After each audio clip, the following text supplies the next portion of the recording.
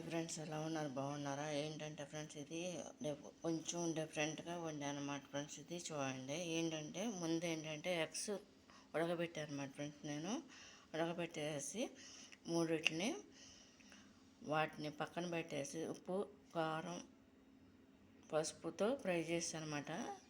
చేసేసి ఏం చేశానంటే ఎండు చేపలు అంటే తాజా చేపలు అంటారు కదా ఫ్రెండ్స్, అది వాటిని కూడా ముక్కలు కట్ చేసి వీటిని కూడా నానబెట్టి ఫ్రై చేశాను అన్నమాట ఫ్రెండ్స్. డిఫరెంట్గా ఉండాలని ఫ్రై చేసి కొంచెం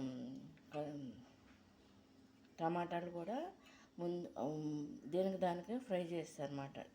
ఆయిల్లో మగ్గిచ్చేసాను అన్నమాట ఫ్రెండ్స్. ఇది టమాటాలు కూడా ఒక 10 నిమిషాలు దాన్ని కూడా మగ్గపెట్టాను అన్నమాట ఫ్రెండ్స్. నేను మగ్గపెట్టాను అంటే ఉడకబెట్టాను అన్నమాట ఆయిల్లో. అది ఉడికిన తర్వాత అది కూడా తీసి ఒక పక్కన పెట్టేసి దాంట్లో ఆనియన్స్, కరివేపాకు, కొత్తిమీర వేసాను అన్నమాట ఫ్రెండ్స్. వేసేసి దాంట్లో పసుపు, కారం, కొంచెం ఎక్స్ట్రా ఆయిల్ పోసేసుకొని దాంట్లో అంటే ఆనియన్స్ వేసి అది కుక్ అవుతుండగా మళ్ళీ పసుపు, కారం, సాల్ట్ వేసేసి కుక్ అదంతా కూడా మూత పెట్టేసాను అనమాట. ఒక 10 నిమిషాలు అది దాంతో అది కుక్ అయిందనమాట. పైకి ఆయిల్ వచ్చిన తర్వాత దాంట్లో వాటర్ పోస్తాను అనమాట ఫ్రెండ్స్. వాటర్ పోస్తే అంటే